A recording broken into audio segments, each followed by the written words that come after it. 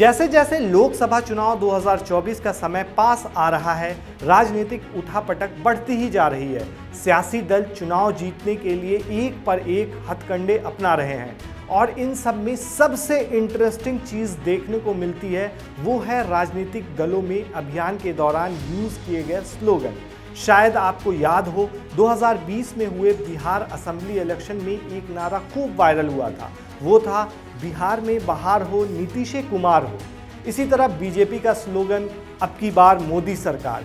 इन सब के बीच अब जैसे जैसे 2024 लोकसभा चुनाव नज़दीक आता जा रहा है, वैसे वैसे राज्य के हिसाब से स्लोगन तैयार किए जा रहे हैं।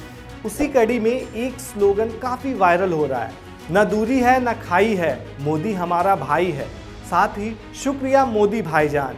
अब इसका मतलब क्या है, चलिए समझने की कोशिश करते हैं। मैं हूं आपके साथ शाहजमा, आप देख रहे हैं आधान हिंदी। दरअसल लोकसभा चुनाव में सबसे अहम राज्य उत्तर प्रदेश माना जाता है, जहां कुल 80 लोकसभा सीटें हैं। यही कारण है कि इस राज्य को दिल्ली की सत्ता का दरवाजा भी कहा जाता है। ऐसे में भाजपा राज्य की सभी 80 सीटों पर जीत का टारगेट लेकर चल रही है। इस प्लानिंग के मद्देनजर भाजपा उत्तर प्रदेश में शुक्रिया मोदी भाईजान नाम से अभियान शुरू करने जा रही है।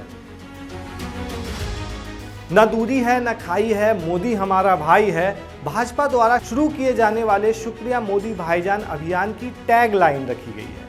इस अभियान में मुस्लिम महिलाएं प्रधानमंत्री मोदी को शुक्रिया भाईजान कहेंगी। पीएम मोदी को शुक्रिया कहने वाली ये मुस्लिम महिलाएं मोदी सरकार की योजनाओं की लाभार्थी होंगी।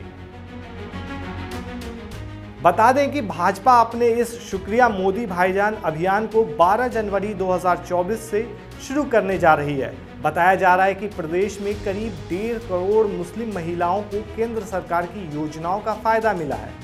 अब राज्य में करीब 2000 सम्मेलन होंगे, जहां मोदी सरकार की योजनाओं का लाभ उठाने वाली मुस्लिम महिलाएं पीएम मोदी को शुक्रिया भाईजान कहेंगी।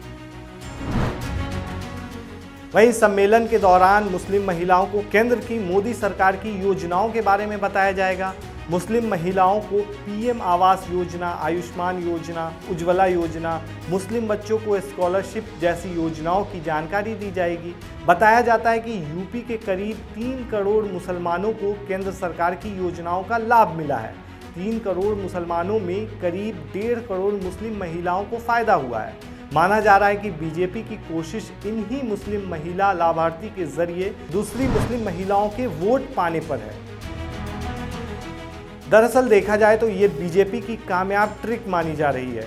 यूपी में पिछले साल मई में हुए निकाय चुनाव में बीजेपी ने 395 मुस्लिम उम्मीदवार उतारे थे, जिसमें 61 उम्मीदवार जीत गए थे। साल 2022 के विधानसभा चुनाव में भी कई मुस्लिम बहुल सीट पर बीजेपी जीती थी। अब बीजेपी की निगाहें मुस्लिम महिला वोटर पर है। पार्टी को उम्मीद है कि वे शुक्रिया भाईजान अभियान से मुस्लिम महिलाओं के वोट बैंक पर सेंध लगाने में कामयाब होगी। अब आप इस पर क्या सोचते हैं, हमें कमेंट बॉक्स में ज़रूर बताएं। और अभी तक आधान हिंदी को सब्सक्राइब नहीं किया है तो कर लें।